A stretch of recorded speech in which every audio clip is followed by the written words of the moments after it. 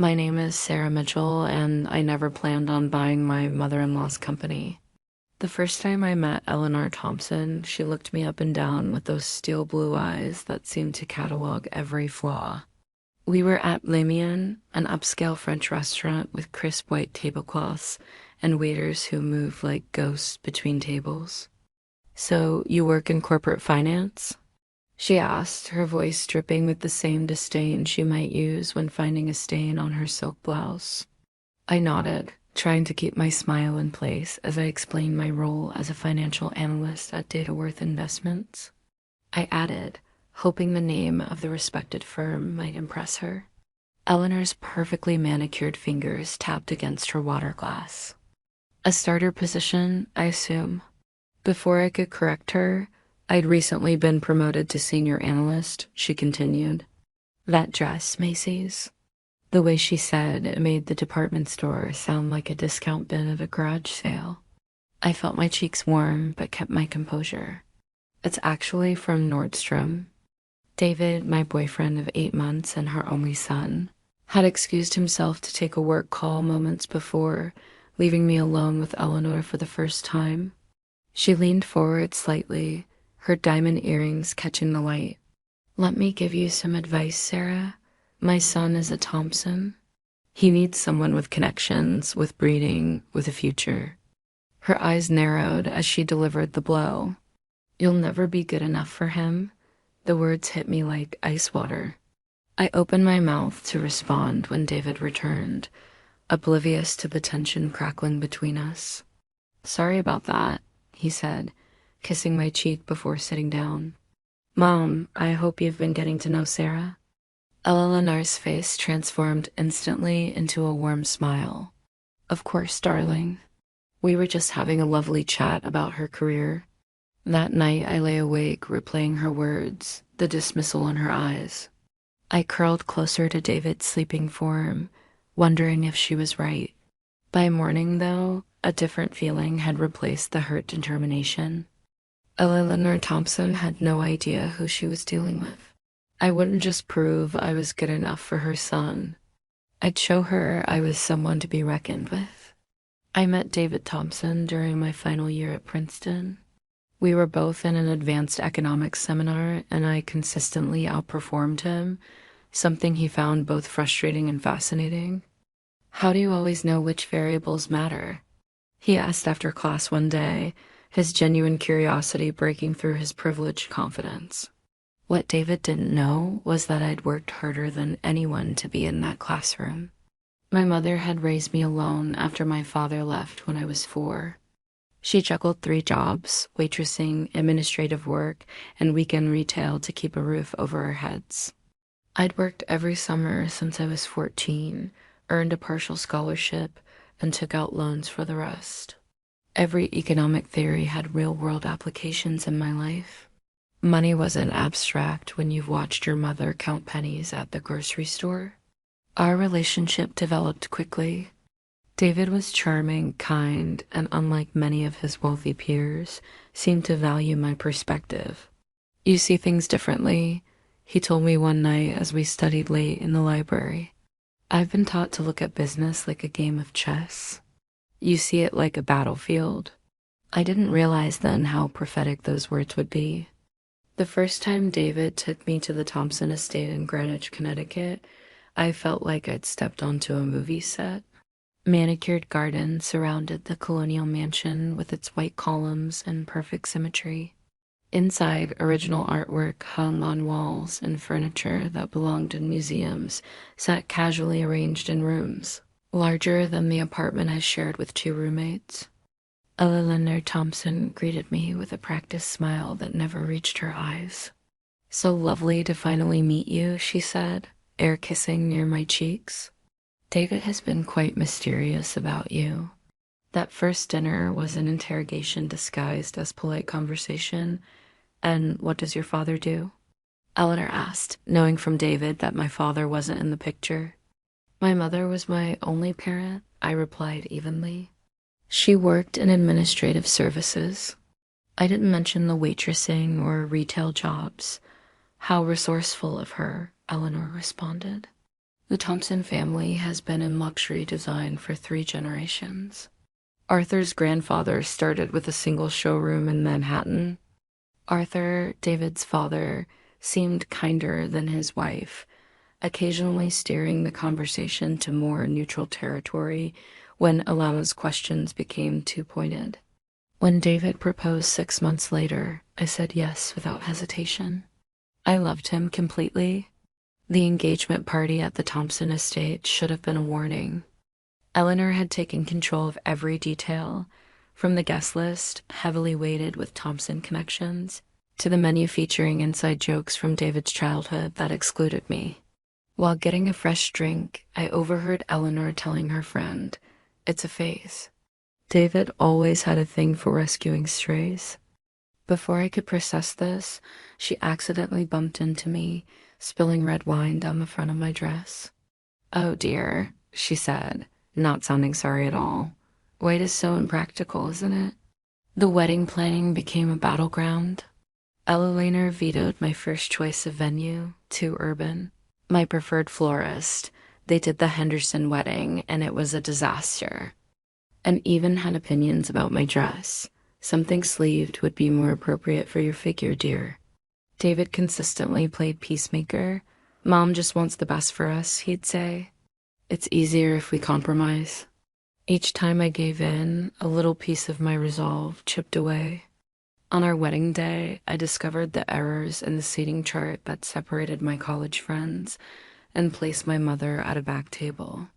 The flowers were predominantly orchids, which I had specifically said I didn't want because they reminded me of funerals, rather than the garden roses I'd chosen. But looking at David waiting for me at the altar, his face lighting up when he saw me, I pushed aside my frustration. I was marrying the man I loved. Eleanor would eventually come around when she saw how happy I made her son. I was determined to make this marriage work, despite my new mother-in-law. The first year of marriage brought the full force of Eleanor's interference. She began dropping by our brownstone unannounced, usually when she knew I'd be at work. "I thought your kitchen could use some organization," she'd say, showing David how she'd rearranged our cabinets. Or, "These throw pillows work much better with your sofa, don't you think?" Our personal space was being systematically redesigned in Eleanor's image. The first Thanksgiving in her home became the template for future holidays. I'd spent days preparing, using recipes passed down from my mother and grandmother. When Eleanor arrived, she carried 3 large shopping bags. "I brought a few essentials," she announced, pulling out containers of cranberry sauce, stuffing, and a small turkey. "Just in case." The implication was clear. My cooking couldn't be trusted. David didn't see the problem. "Mom's just trying to help," he said when I confronted him later. "Her stuffing recipe has been in the family for generations. Christmas was worse." Eleanor's gifts to me were always slightly off. A dress 1 size too small. A cookbook for beginners when she knew I loved cooking. A self-help book about career advancement with the inscription, "Something to aspire to." Each present felt like a paper cut, small but stinging. Meanwhile, she regaled us with Thompson family Christmas traditions, stories, and inside jokes that deliberately excluded me. "Remember when David was 7 and got up at 4 a.m. to open presents?" she'd say to Arthur. "He was always so impatient." Then turning to me, "Of course, in some families, Christmas is just about the gifts rather than the meaning behind them." When I received a significant promotion at work, Eleanor dismissed it during Sunday dinner. "That's nice, dear, though in this economy, they're probably just trying to avoid hiring someone with more experience."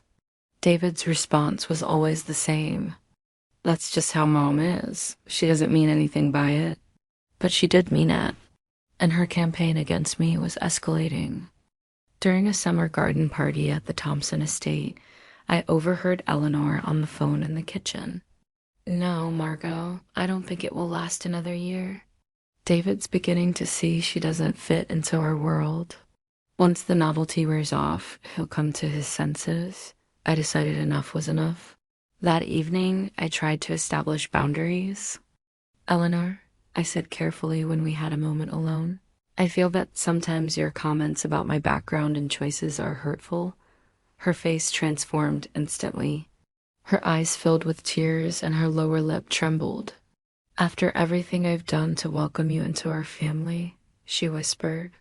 "When David found us, all he saw was his mother crying and me standing there looking guilty." "What did you say to her?" he demanded later that night. "I can't believe you'd attack my mother like that." I tried explaining, but David wasn't listening. "She's always been supportive of us," he insisted. "You're being oversensitive." That night, lying awake next to my sleeping husband, I felt more alone than ever. Maybe Eleanor was right. Maybe I didn't belong in this world. Maybe I wasn't good enough for David after all. The thought kept me awake until dawn, a kernel of doubt taking root in my mind. My job at Dataworth Investments involved analyzing potential acquisition targets and distressed businesses with turnaround potential. During a Monday morning meeting, my team was reviewing a list of struggling luxury brands when a familiar name caught my eye: Thompson Luxury Interiors. I struggled to keep my expression neutral as my colleague Ryan summarized the company's situation. 40 years in business, once the go-to designer for Manhattan's elite, but they've had 3 consecutive years of declining revenue.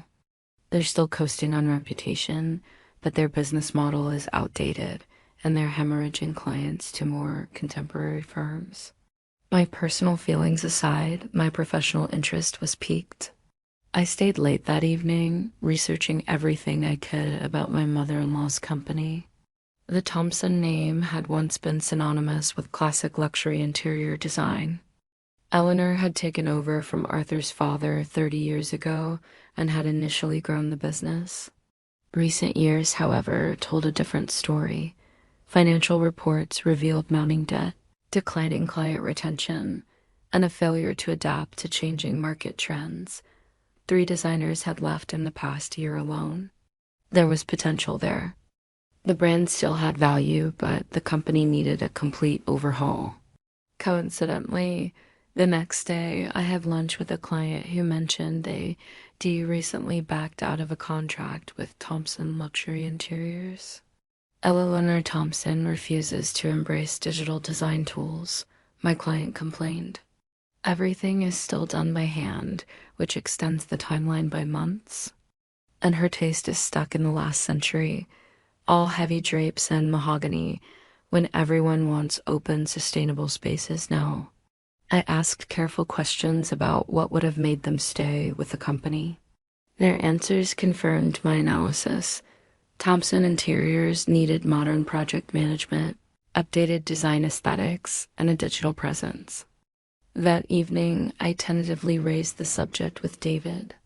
"I heard Thompson Interiors might be facing some challenges," I began carefully. David frowned. "Where did you hear that?" I explained about the meeting, but emphasized it was public financial information. "Your mother has built an amazing brand," I said sincerely, "but the market has changed. I could offer some suggestions based on what I'm seeing in successful design firms." David's expression hardened. "Mom's been running that company since before you were born, Sarah. She knows what she's doing." His dismissive tone stung.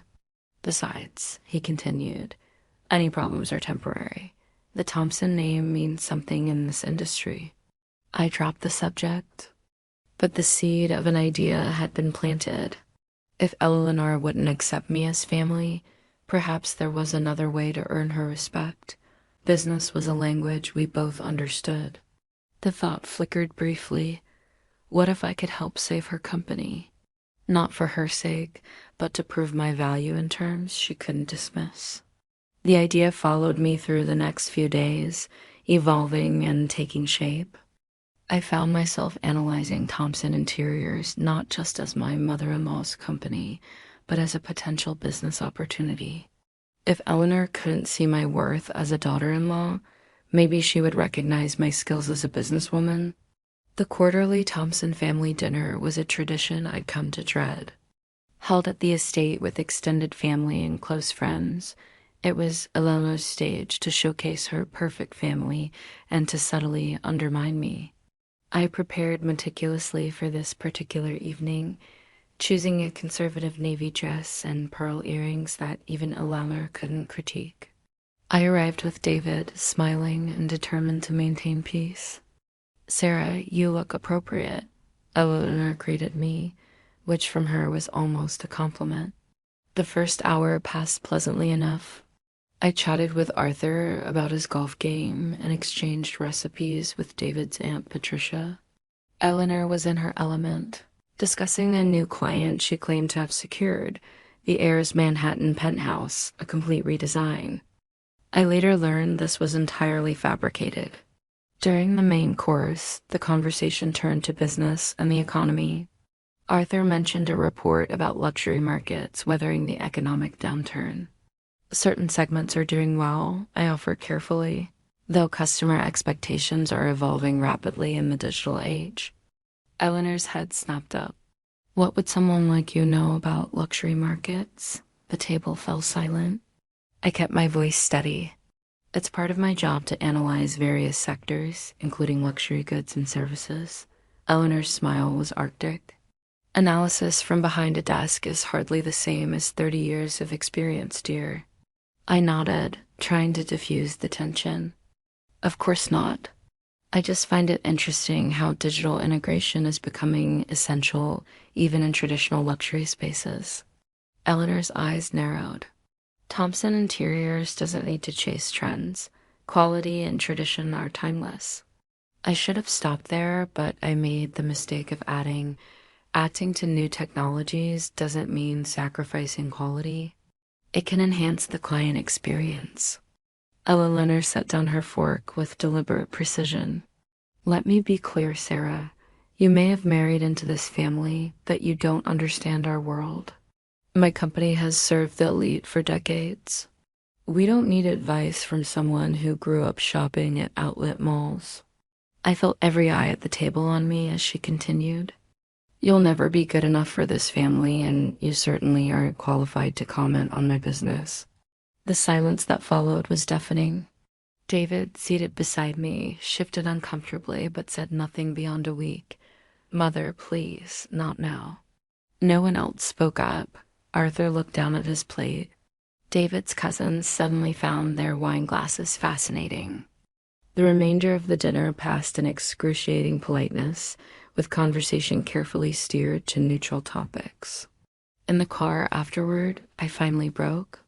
"You let her humiliate me in front of your entire family," I said to David, tears threatening. "She basically called me trash and you said nothing." David sighed. "You know how she gets when anyone mentions the business? She's been stressed about it lately." I stared at him in disbelief. "That's your response? To excuse her behavior?" He gripped the steering wheel tighter. "What do you want me to do, Sarah? She's my mother, and I'm your wife," I countered. "You promised to stand by me, but every time Eleanor attacks me, you look the other way." The rest of the drive passed in silence. At home, David retreated to the guest room, claiming he needed space. I lay awake all night, Eleanor's words echoing in my mind. "You'll never be good enough." Maybe she was right. Maybe I was fooling myself thinking I belonged in David's world. By morning, something had shifted inside me. I stood in front of the bathroom mirror, eyes red from lack of sleep, and had an epiphany. I didn't need Eleanor's approval to know my worth. I was good enough, more than good enough.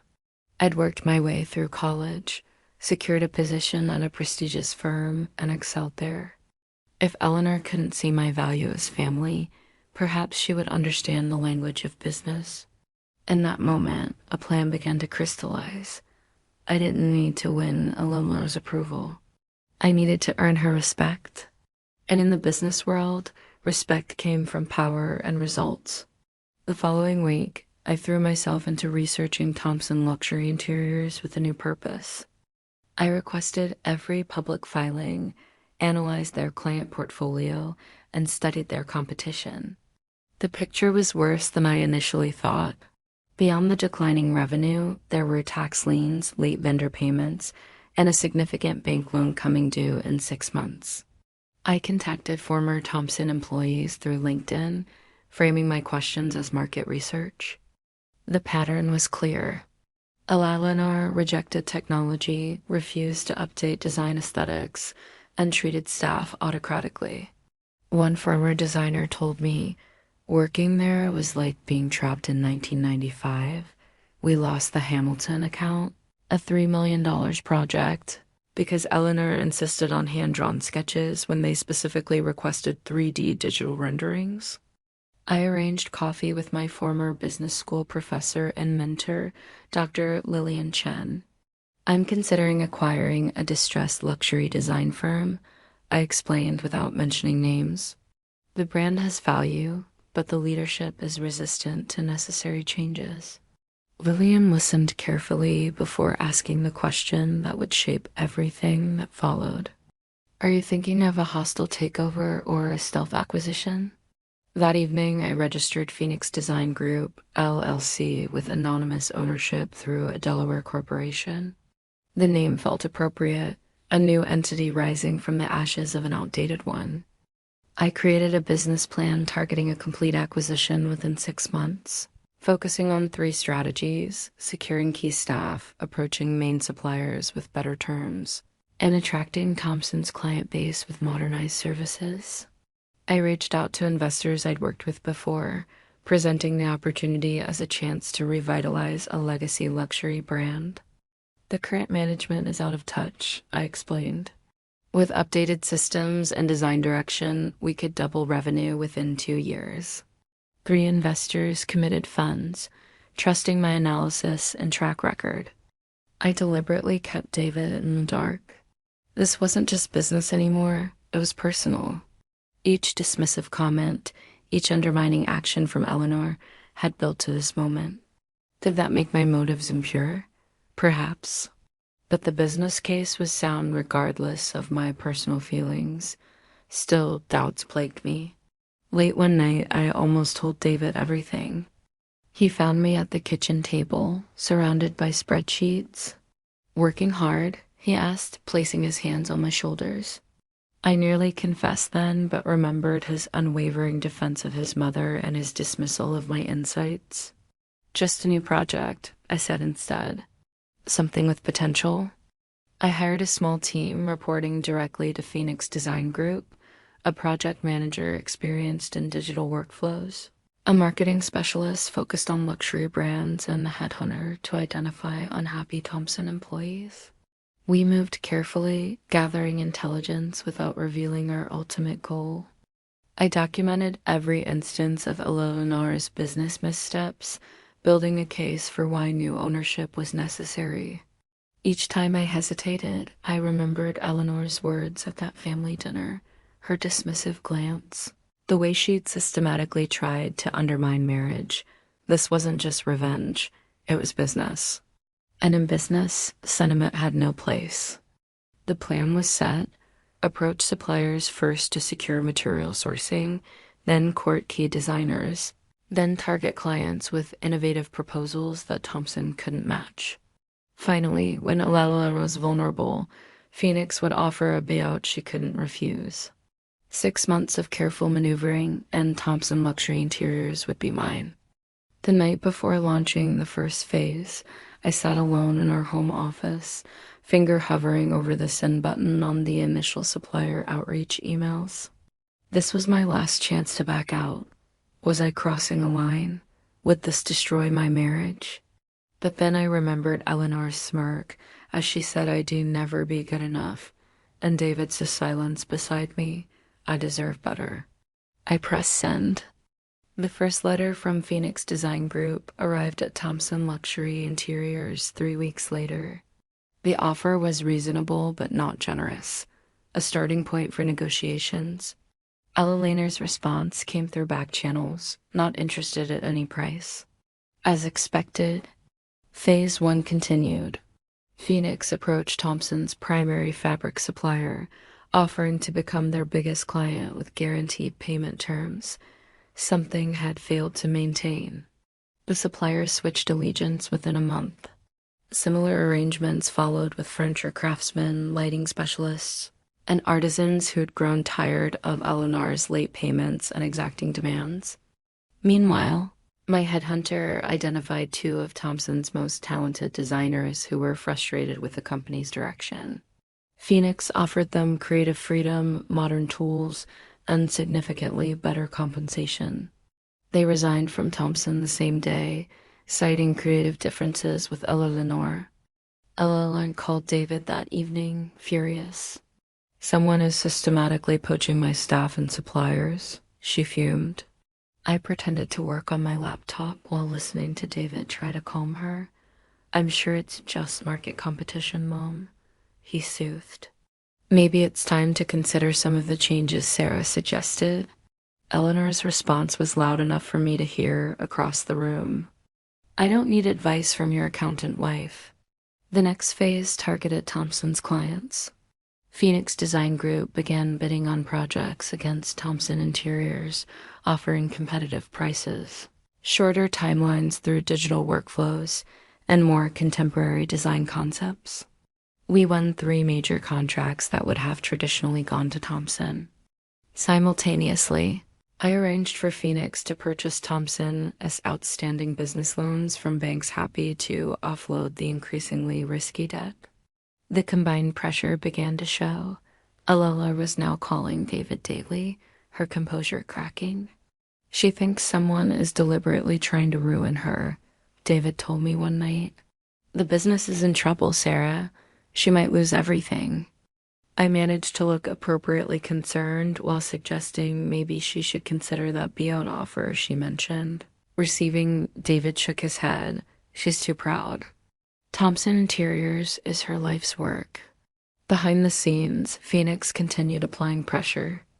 A confidential industry survey sent to former and current Thompson clients revealed widespread dissatisfaction with their outdated approaches.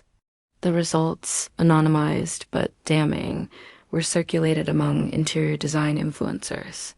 Ella Leonard tried desperately to secure loans from family members, but Arthur insisted on seeing the books first and promptly advised against throwing good money after bad.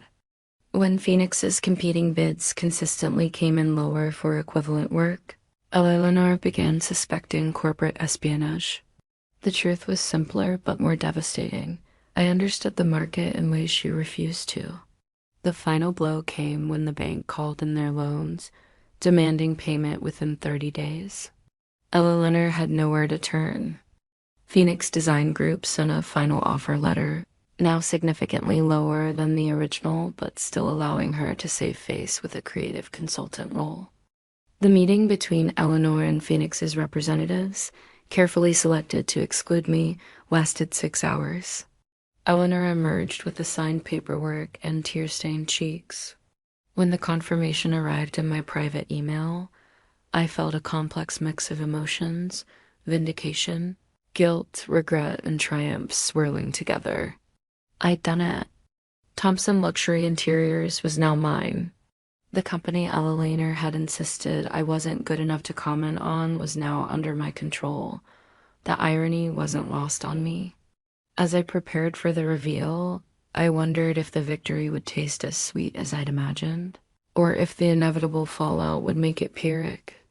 I installed Rebecca Chun, a trusted colleague with turnaround experience, as interim CEO of Thompson Luxury Interiors.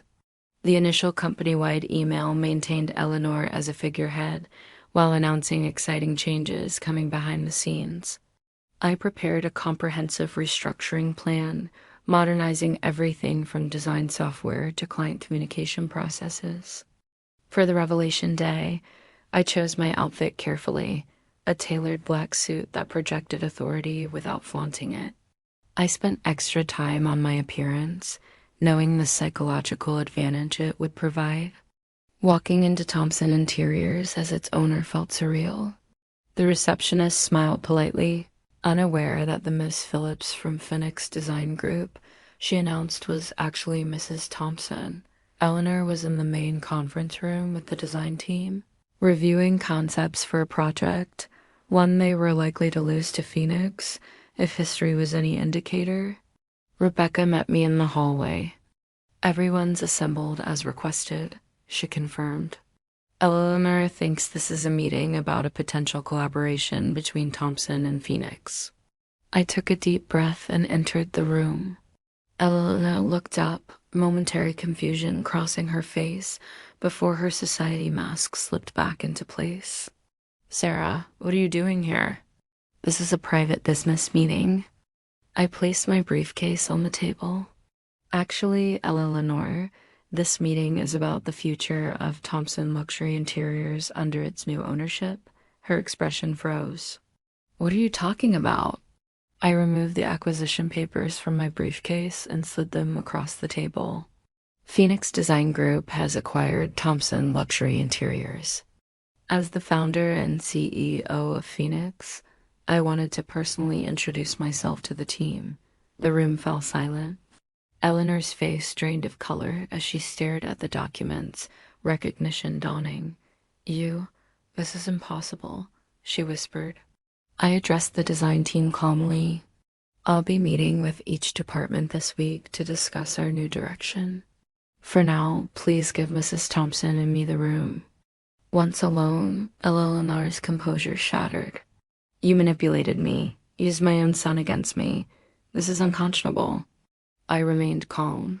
This was a business decision, Eleanor. Thompson Interiors was failing due to outdated practices and resistance to necessary changes. Phoenix acquired it at market value. Market value? She spat. After you deliberately undermined my company? I met her gaze steadily. I simply offered better terms to suppliers who weren't being paid on time, hired talented designers who weren't being valued, and presented clients with the modern options they were requesting. Her hands trembled as she pointed at me. You did this for revenge? Because you've always been jealous of my relationship with David. No, Eleanor, I countered. I did this because when I tried to offer business insights, you told me I'd never be good enough for your family. You judged me by my background rather than my abilities. Now we'll see who's better at business. Eleanor's face crumpled. David will never forgive you for this. You've destroyed our family. As if on cue, Eleanor's phone rang, David returning her frantic message from earlier. I heard her broken voice. David, she's taken everything. Sarah, she's the one behind Phoenix. I returned home that evening to find David waiting, his face a storm of emotions. Tell me it's not true, he demanded. Tell me you didn't secretly buy out my mother's company. I sat down my briefcase. It's true. Phoenix Design Group is mine, and yes, we acquired Thompson Interiors. The argument that followed was nuclear. David paced our living room, alternating between disbelief and fury. How could you do this behind my back? My mother is devastated. The same mother who told me I'd never be good enough. I countered. Who undermined me at every turn? Who you never defended? David ran his hands through his hair. This isn't about my mother's comments. This is about you deliberately targeting her company out of spite. This was a sound business decision, I insisted. Thompson Interiors was failing. The acquisition saved jobs and preserved the brand. Don't pretend this was just business, David shouted. You used me to get information about my family's company. Was that your plan all along? Was any part of our marriage real? The accusation felt like a slap. How dare you, I whispered. I have loved you completely. But I refuse to be treated as less than by your mother while you stand by and let it happen. David shook his head, grabbing his keys. I can't even look at you right now. I'm going to my parents. I need to think. As the door slammed behind him, I sank onto the sofa. The victory I'd imagined felt hollow. I allowed myself exactly 10 minutes to cry before wiping my eyes and opening my laptop. I had a company to save, regardless of the personal cost. If my marriage couldn't survive this, perhaps it wasn't as strong as I'd believed. Still, as I worked through the night on transition plans, the empty space beside me felt like an accusation. Despite the personal turmoil, I appeared at Thompson Interiors, now officially Thompson Phoenix Design Group. At 8 a.m. sharp the next day, the staff watched me warily as I toured each department, Rebecca at my side. Changes will be implemented gradually, I assured them. Your jobs are secure, but our processes will be modernized. In my temporary office, ironically, a small conference room rather than Eleanor's spacious corner office, which I left untouched, I met with department heads individually. Some were receptive. Others, loyal to Eleanor, were coldly professional. Eleanor herself arrived at 11 ms, wearing what I recognized as her battle armor, a perfectly tailored Chanel suit, not a hair out of place. She swept past my office without acknowledgement. Initially, Eleanor attempted to undermine the transition. She told longtime clients that quality would suffer under new management and hinted to staff that the changes were temporary. I addressed these challenges directly, calling the company-wide meeting. I understand change is difficult, I acknowledged, but Thompson Interiors has been losing market share for years. Our goal is to honor the Thompson legacy of quality while bringing the company into the modern era. I outlined clear expectations and performance metrics, concepts foreign to Eleanor's personalized management style. The first major test came 3 weeks into the transition. A significant client, the renovation of a historic Fifth Avenue apartment, required presentation of initial design concepts. Eleanor assumed she would lead the presentation, as always. The evening before, I reviewed the concepts her team had prepared. They were beautiful but conventional, missing the client's stated desire for traditional elements blended with contemporary functionality. I stayed up all night with 2 of our designers, creating an alternative concept that honored the apartment, its history while incorporating smart home technology and sustainable materials. At the presentation, I began by introducing Eleanor as the creative vision behind Thompson's legacy. She accepted the acknowledgement with a regal nod. Then I surprised her by adding, "And now I'd like to present an alternative concept that built on Mrs. Thompson's foundation while addressing the specific modern elements requested." The clients loved the alternative concept, choosing it unanimously. Eleanor sat rigid through the rest of the meeting. Afterward, she cornered me in the hallway. "You humiliated me deliberately," she hissed. I kept my voice level. "I respected your experience by presenting your concept first." The clients made their choice based on which design better met their needs. Eleanor left early that day. Later, Arthur called me. "Eleanor told me what happened," he said, his voice tired, "but she also mentioned that your design was innovative, that it might actually work better for the space." It was the first crack in Eleanor's facade, a private admission that perhaps her approach wasn't always best. Meanwhile, David maintained his distance. He stayed at his parents' home, but called regularly to check on practical matters. After 6 weeks of separation, he texted, "Can we talk in person?" He arrived at our brownstone looking tired and uncertain. We sat at opposite ends of the sofa, the space between us a physical manifestation of our estrangement. "How's your mother?" I asked. David sighed. "Struggling, but also changing, I think. Dad says she's actually started looking at the company reports you send home." We talked for hours that night, laying bare the painful patterns that had shaped our marriage.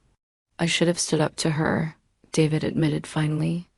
"Every time she undermined you, my silence was a kind of betrayal. And I should have told you about Phoenix," I acknowledged. "But I was afraid you'd choose her side again." We didn't resolve everything that night, but David stayed. "We have a lot to work through," he said as we lay in bed, not touching, but closer than we'd been in weeks. "But I'm willing to try if you are."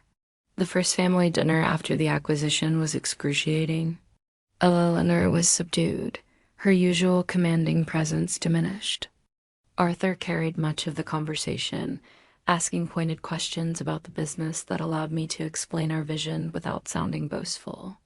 Eleanor watched me throughout dinner, her expression unreadable.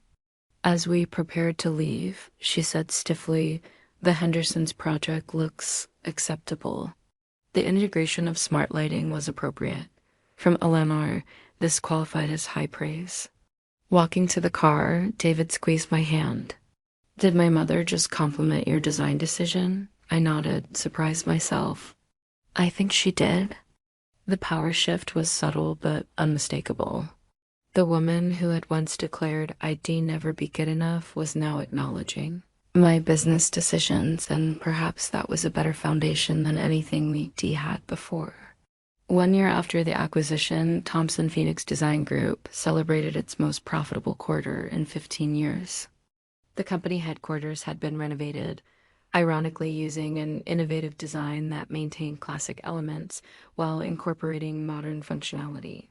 Standing at the podium during our anniversary event, I surveyed the room filled with employees, clients, and industry partners. Success is never a solo achievement, I began.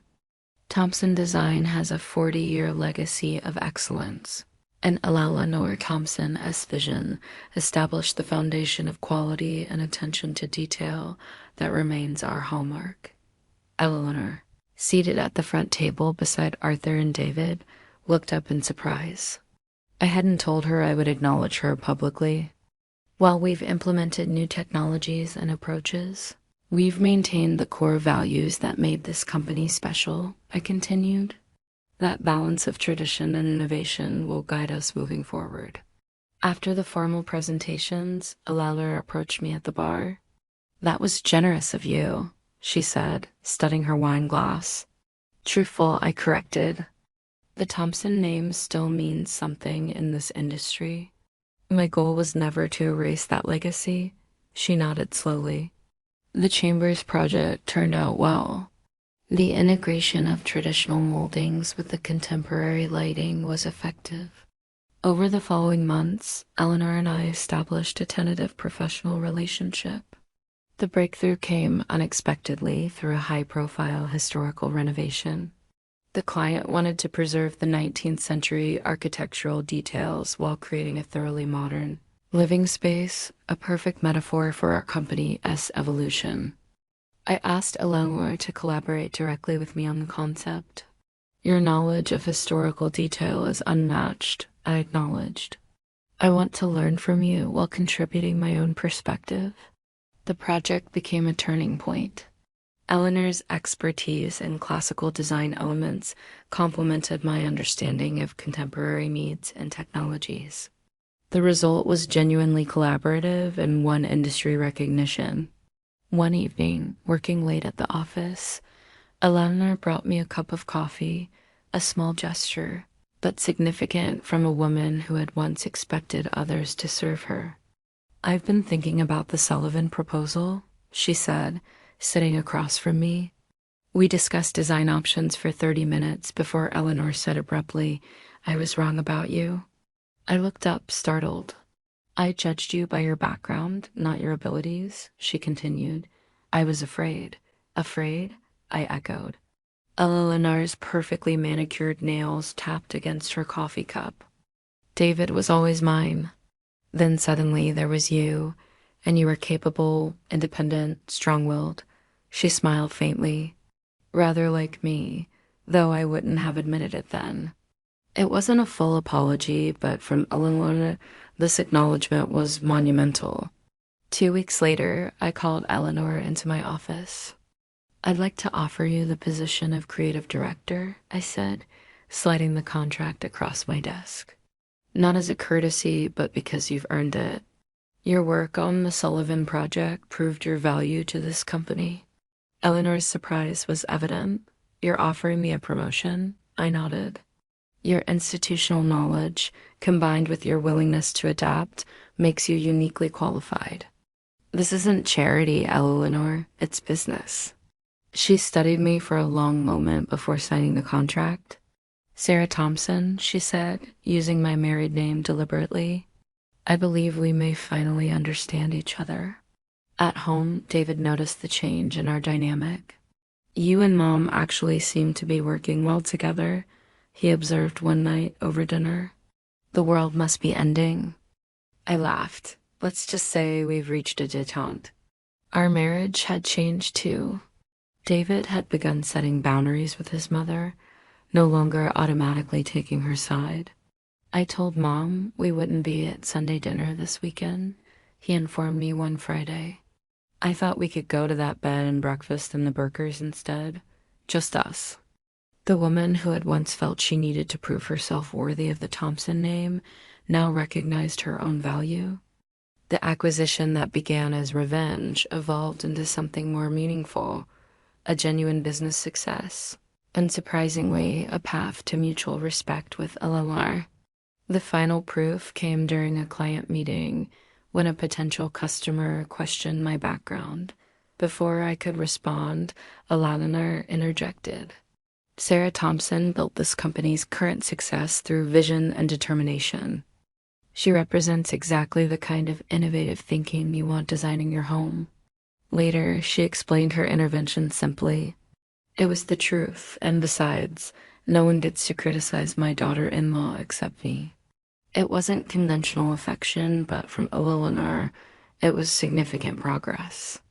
Looking back on the journey, from that first dinner where Eleanor declared I'd never be good enough, to becoming her boss, to eventually earning her professional respect, I realized something important. The best revenge wasn't making Eleanor work for me. It was discovering my own worth, regardless of her opinion. That night, curled beside David in our home, that was finally truly ours, no longer subtly rearranged by Eleanor during surprise visits. I reflected on how far we'd all come. Penny for your thoughts, David murmured sleepily. Just thinking that sometimes the long way around is the only way to reach the right destination, I replied. The woman who entered the Thompson family feeling inadequate had found her power, not through titles or revenge, but through staying true to her abilities and values. Eleanor had been wrong. I was good enough, not because I'd proven it to her, but because I'd finally completely believed it myself. Have you ever dealt with difficult in-laws or felt underestimated in your career? What would you have done in Sarah's situation? Tried to win Eleanor over differently? Walked away or taken a similar approach? I'd love to hear your thoughts in the comments. Remember, sometimes the greatest victory isn't proving others wrong, but discovering your own strength in the process. Thank you for listening to my story today. If it resonated with you, please consider subscribing and sharing with anyone who might need a reminder of their own worth. Until next time, remember that you are always good enough, regardless of who fails to see it.